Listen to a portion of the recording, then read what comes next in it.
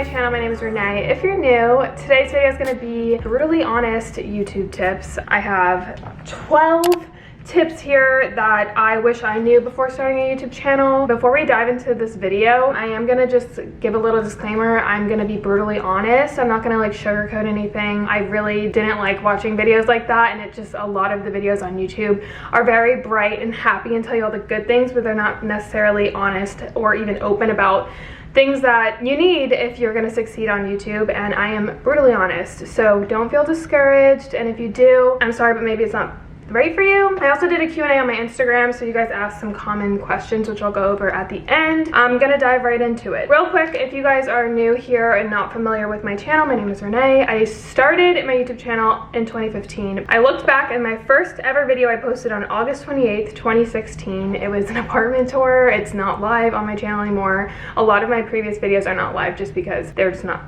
the best quality and I don't like them that much. I have, I think, 441,000 subscribers. So I've grown quite a bit. I'm very proud of where I am, and so I hope to share this with you guys because I know how intriguing it is and you wanting it so badly. These are 100% brutally honest. I'm gonna say that again because I am very honest. Number freaking 1. Saturation means nothing. A lot of people don't want to start a YouTube channel, especially now, because they're like, oh, it's so saturated, like I'm never gonna like shine. Everyone has a YouTube channel, like there's no hope. That's a first mistake. If you think that way, unfortunately, you're not gonna be able to succeed. You're letting your fears and doubts take the front run in your dreams, so knock that in the butt. To give you some hope, if you guys do think this way, viewership is changing, especially since 2020. A lot of people are finding like streaming services like YouTube and other streaming services like Netflix and Hulu, Disney Plus, all that stuff more entertaining and reachable than getting cable or watching late night TV shows. There's hope in that way. There's also way more viewers on YouTube than there was years ago. So with the saturation also comes a lot of viewership.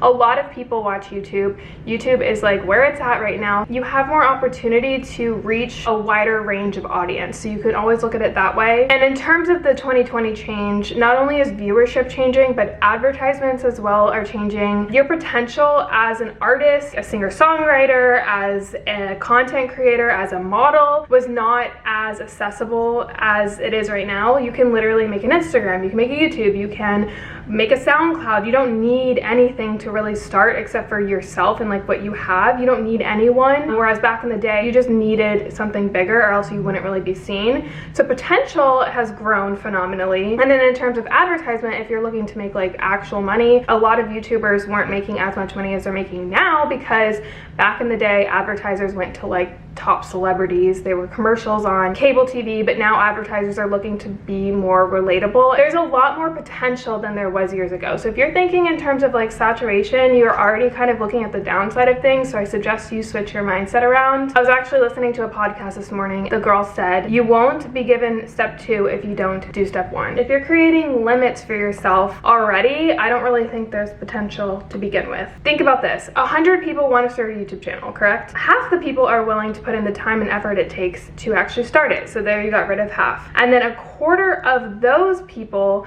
are going to quit for some reason or another, whether it's time, energy, discouragement, and then another quarter of those are going to quit after watching this video. You're very welcome. The competition may seem very daunting, but it's really not. Viewership has grown, there's more chance to be seen. Change the mindset real quick. So now that we've done step 1, I also recommend if you guys start a YouTube channel to do affiliate links. So affiliate links are basically links that you add. For example, like if I want to feature this lip gloss, I will add an affiliate link to this so that if you guys ever buy it from my specific link, I will get a commission. Whether that's a couple cents, whether that's a bigger commission, it all depends on the websites that you're using. I recommend affiliate links just because you never know, one video might get so many views and a ton of people clicked on a specific link that you linked and you might get a huge chunk of money from it. Affiliate links don't pay that much, but eventually over time they do add a stable amount of income to my income. It's not anything to live off of, but it's definitely a fun chunk of money that I can put back into my channel. So some affiliate links that I recommend are Amazon.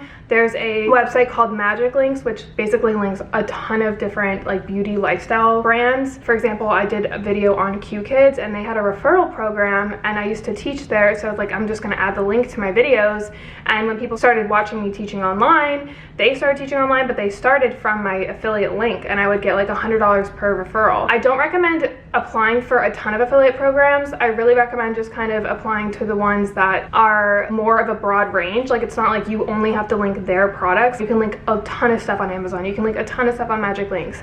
Now, a lot of these do require application, and you might need some viewership or something like that, but it's something to keep in mind down the road. I think Amazon you can do without anything, if I remember correctly. So I'll link everything too that I mentioned in this video down below for you guys, so that you guys can like apply and stuff like that. Epidemic Sound is another one that you get referrals from, so that's where I get all my music. It's just great to have. The third thing that I recommend, and this is honestly very personal to me, so like to each their own, I feel like it's different in every single person's experience, but I don't have a manager or an agency. Now, I know a lot of YouTubers, especially like bigger YouTubers, have those. I think it's really helpful and maybe beneficial if you're younger, if you're a college student and you have like a full-time job or something like that, and they can like take care of everything. But I went to business school, I know how it works, I know how to negotiate, I know how to like work with brands, and because of that, I can do my own stuff. Now, if you cannot and you want to do a manager and a brand dealership, be very wary. Make sure that they're not taking too much % of what you're making. You really have to read through.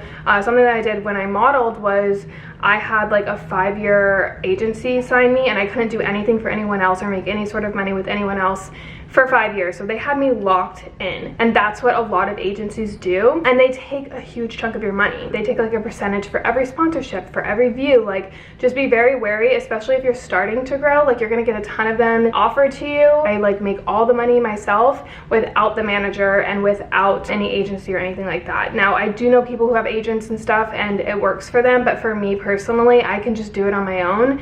And if you're willing to put in the work to kind of research and figure out how to work with that kind of stuff, or like take a course, a business course, I really recommend to do that, because it's going to save you a lot of money down the road. Number 4 is to treat it like a business. So a lot of people start YouTube channels and they're like discouraged because they don't know how to do something, it's taking up a lot of their time.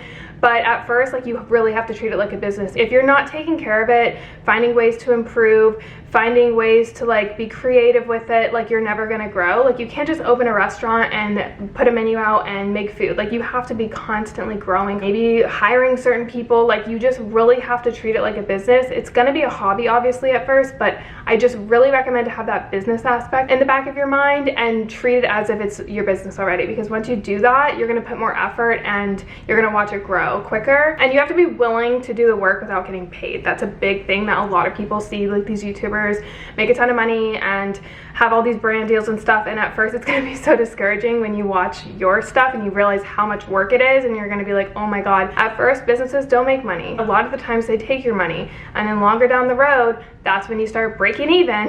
You know, so you just got to like go into it with that mindset of like, this is a business, like, I'm gonna treat it as so, and I'm gonna watch it grow. Number 5 is not to pick your ads. So this is something I fucked up so bad. Last year, they just came out with certain ads that you can change on your YouTube channel. I'll pop like a little overlay here, but it's basically like you can pick between skippable ads, pop-up ads, there's non-skippable ads, and non-skippable ads in my head, and they do make more money than skippable ads. So I just thought, I'm gonna just click on non-skippable ads for all my ads, and I'll make double the money because they're only playing non-skippable ads. Just because you place an ad in your video doesn't necessarily mean that there's going to be an ad. It depends on if the person watched an ad before, did they fast forward in your video. It's not necessarily going to play every time you place the ad, and so I was making a third of the amount of money that I would have been making if I just placed all ads. So I just left them all checked one time to kind of like see, and I made like triple the amount of money and with way less views. Like, it was such a big difference that for a year I lost out on a ton of money thinking I was going to make a lot of money, and I didn't. Just leave them all checked if you have the monetization option. Trust me from experience. Now, in terms of my upload rule, so this is something that's really unique to me, and I find that a lot of people don't do, and that is like a range of different videos with the intention obviously of sticking to like who I am and myself. 1/3 of your videos I feel like should be dedicated towards things that you're good at. You know, like, I can talk about this, and like, this is what a lot of people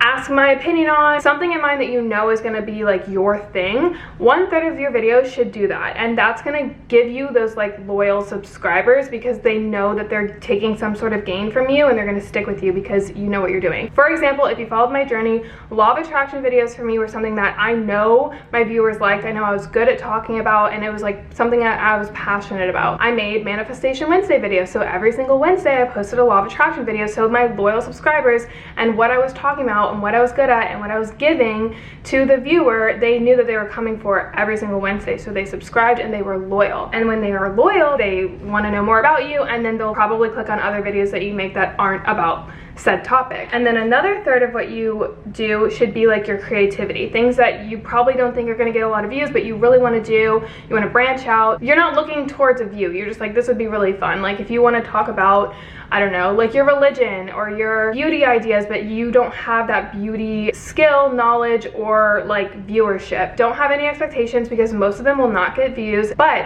one might randomly get like millions of views. So what this is going to do, it's going to give you the potential to grow. People that don't subscribe to you are going to click on them because they're interested in that said topic, and then they're going to find you. It's going to be growth outside of your niche. And then the other third is going to be things that you know are going to do good, you know, like trending videos, viral videos, videos that you just know like title wise it's going to work. For example, routine videos are great, grocery hauls are great, apartment tours are great, you know, just anything that you know is going to be something that is going to be viewed, that's going to be the other third, and that's going to get you a lot of views. So you have all three of those. I feel like that's a really good way to not only get views but get loyal subscribers and have them stick with you and get a wide range of subscribers. Number 7, I'm going to talk a little bit about things that I have in terms of like equipment and stuff. So the camera that I'm using right now is the Canon EOS M6. This is a more upscale vlog camera that I just gave myself for Christmas. You don't need a freaking camera. I said in my last YouTube advice video that you do need a camera, and that was before like these brand new cameras came out on your iPhone. I said that you shouldn't be using your iPhone, but honestly the iPhone quality is just so great now and there's so much you can do on it that I don't think that would be an issue. But this is that one, and then I have this one. This is my baby. If you're like a new vlogger and you're not wanting to spend too much money but it is super expensive, just heads up, I recommend the Canon G7X Mark II. It's small, it's compact, it's easy to use. You can use it for sit-down videos.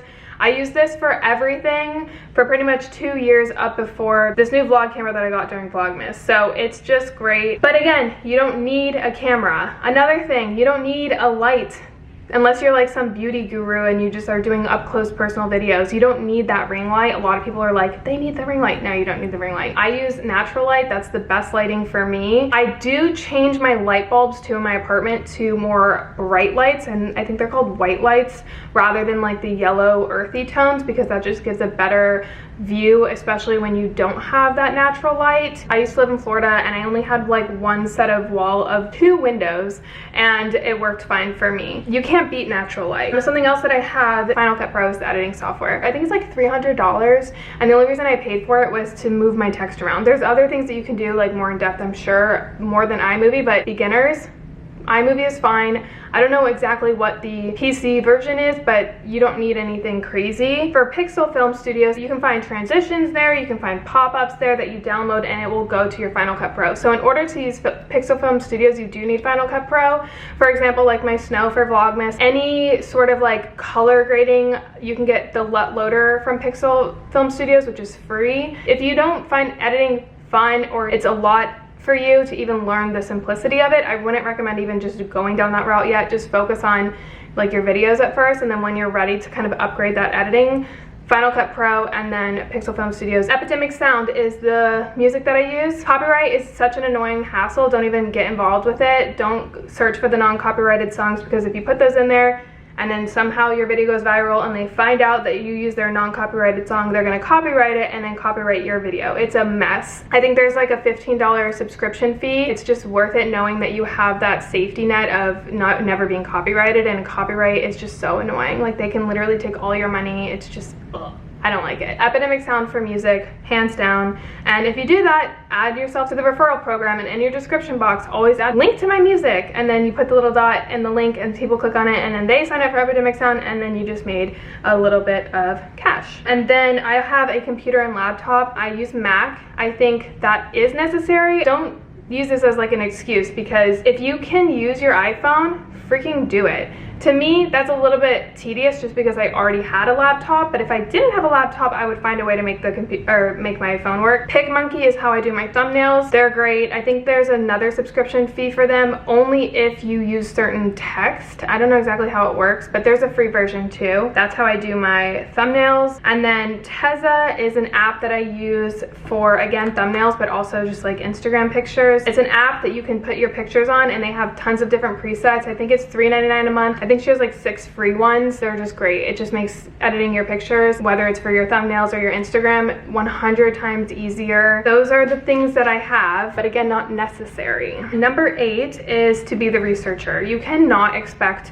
to learn this stuff through other people. That's like a huge pet peeve that I have for people, is like if they ask me something, they ask me something that they can easily Google. Only ask advice from somebody who is in like my position, for example, if you really can't figure it out and you've been trying for days. No one's gonna help you, no one's gonna tell you what to do, no one's gonna give you the easy answer, and it's actually going to annoy them. Don't underestimate the power of Google. You can become a master at anything right now online if you are willing to try and you know what to research. If you're like, how do I edit? Google how to edit YouTube videos. How do I monetize? Google how to monetize. I don't have time to sit there and go through all of this. I do have a more in scale video that I'll pop on the screen that talks a little bit more about like monetization and that kind of stuff. But you got to do it on your own. You got to do all the research and all that stuff. Watermarks, banners, how to edit. If you're like, what the heck are these? Google it and you'll see, and it's so easy. Like everything that I've done on YouTube, I've taught myself. I didn't know YouTubers. I don't know anyone in this field. I don't know photographers or any of that. I just simply Googled. For example, if I watched a video and I was like, what's that little RA here on the screen? I had no idea what that was even called, so I like Googled the crap out of that and figured it out and made my own. Find out what you like. For example, if someone swipes through and like the editing, it like swipes, you're like, how to swipe in a YouTube video. And if it only comes up with Final Cut Pro, but you have iMovie, you have to click in the Google search, how to swipe in iMovie. Like there's just so much that you can learn through your viewership experience and what you want in videos. You gotta study them. I studied jump cuts a lot and you gotta do it yourself. This is another brutally honest one, and please don't take this personally. But in order to start a YouTube channel, I've come up with 7 things, and you just need one of them in order to succeed. Just one. And I'm sure everyone has one. If you have more than one, more power to you. But number 1, and I'm gonna be honest, these are things that are gonna get people to click on your videos. The first thing is looks. If you have a good look, people are gonna click on you. That's just, you know, sex sells. People are attracted to attractive people, so that could be one of them. And it's not just in terms of your physical look. It could be the look of your videos. If you have a really good editing style, if you have really like amazing photography aesthetic shots, people are gonna click on that more than they would if you just had a blurry thumbnail. Looks is a great thing to have, whether that's your physical look or the quality and the face of your work. The second thing, if you don't have looks, no worries. Lifestyle. If you have a great lifestyle, if you have like a house that is amazing, a family, a career, if you're a student, if you have a certain struggle, a struggle that you can open up about, a passion, your lifestyle could be relatable. Like if you are a high school student working a part-time job, like that's a relatable thing that people are like, huh, good lifestyle, like I'm curious about that lifestyle. If you don't have looks or lifestyle, no worries. If you have something unique about you, which I don't think I have really, which is fine. Like you don't need all these, you just need one. Something that people want and they don't have, they're gonna click on it. For example, my New York apartment, a lot of people don't live in New York City, so whenever I put NYC in the title, people click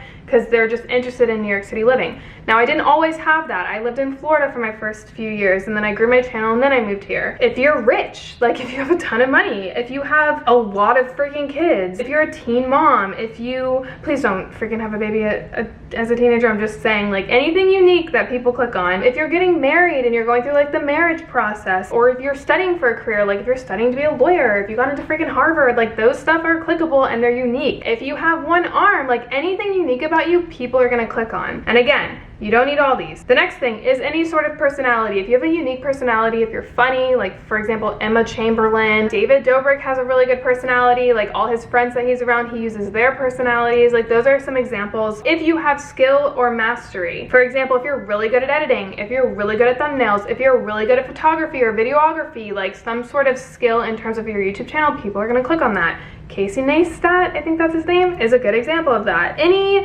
numbers that are in your favor. So if you're coming from a different platform, if you're a celebrity, you're gonna get lots of views because they're getting it from an outside source. And then the last one is something to give, like a skill or a takeaway. Like for example, any how-tos. My how to fall asleep quick video got a lot of views. Any relatable story. If you have one of those, which I'm sure you have one of those, if not, change your mindset, I'm sure you do. You're gonna succeed. You're gonna get views, at least in some videos. Number 10 is to have a funding job. This is for people that are like me that didn't have money before and was broke. I didn't have money for the fancy cameras. I didn't have money for an apartment. I didn't have money for like the clothes. I didn't have money for anything. I was a college student. I found a full-time job. I worked my full-time job while working my full-time YouTube career. Now, it's really hard to decipher between like full-time YouTube career and hobby. It was definitely a hobby at first, but then once I started treating it like a business, back to my other tip, I had 2 full-time jobs. My other full-time job funded my YouTube channel. Odds are, if you're very serious about this, it's gonna be a cash cow. You're gonna be putting money into your hobby. If you wanna play the piano, if you wanna be a gymnast, like you're gonna pay for training, you have to pay for the membership. Like there's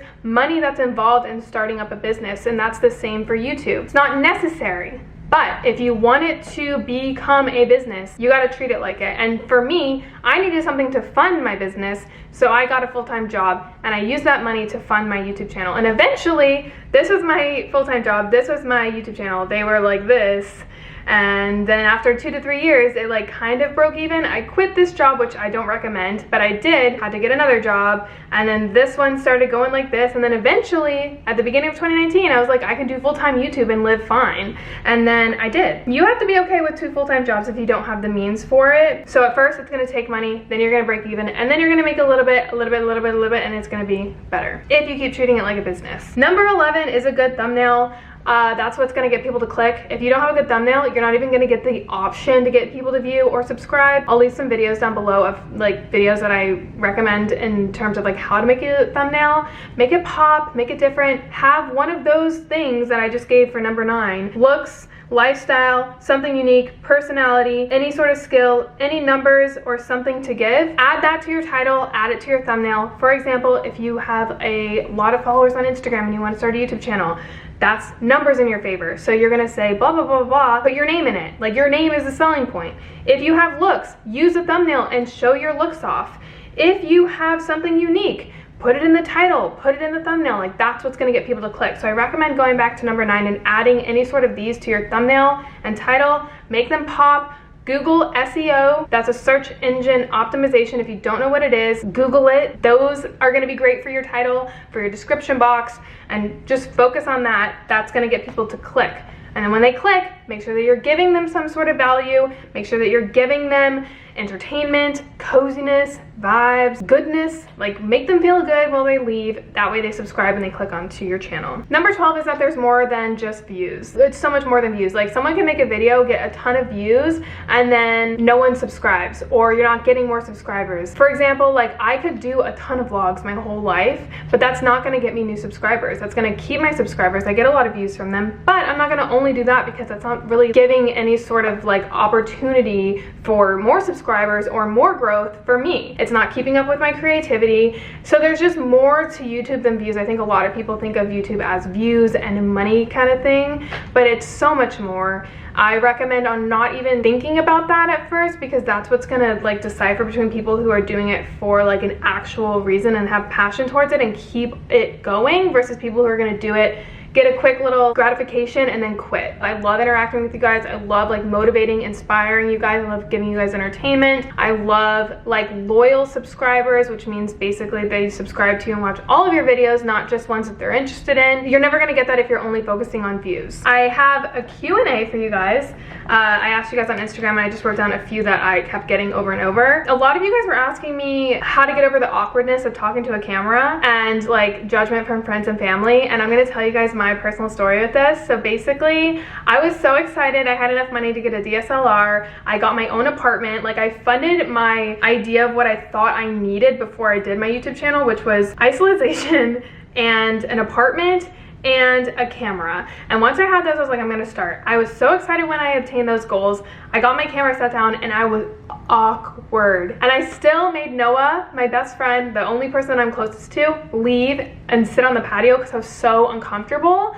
And I can only tell you guys that this is gonna go away over time. It's just experience. And once you keep doing that, you're gonna get more and more yourself. If you go back to my old videos, oh my God, please don't. My voice sounds different. My mannerisms are different because I wasn't fully comfortable. And you're never gonna get comfortable unless you just do it. I didn't tell anyone about my channel. That's another thing. I was like, I'm not telling anyone, I'm embarrassed. I never was like, I have a YouTube channel, click on my link, but I just randomly put on, I think it was Snapchat at the time, which I don't have a Snapchat anymore. I just randomly put like new videos live, and then all my friends and family were like, what the heck? But I gave myself like a 10,000 limit. I was like, once I hit 10,000 subscribers, then I'm gonna tell people. I hit my 10,000 mark, I was like, yeah, no, not telling people still. And it's always gonna be kind of like awkward and weird, but like once you actually start seeing growth and stuff, it becomes more and more easy to deal with. It's like, I'm actually making money from this. So eventually it'll get there, but there's no how to. Just keep doing it. Don't post the first video if you don't want to. Like, maybe film the same one a couple times and you might find yourself feeling more at ease. And it's like, practice makes perfect. Practice makes comfort as well. I was so blown away by like how awkward I was. And I was alone in my apartment. Like, I had nobody knowing I was doing YouTube besides Noah on the balcony. I didn't post any videos and I was awkward as.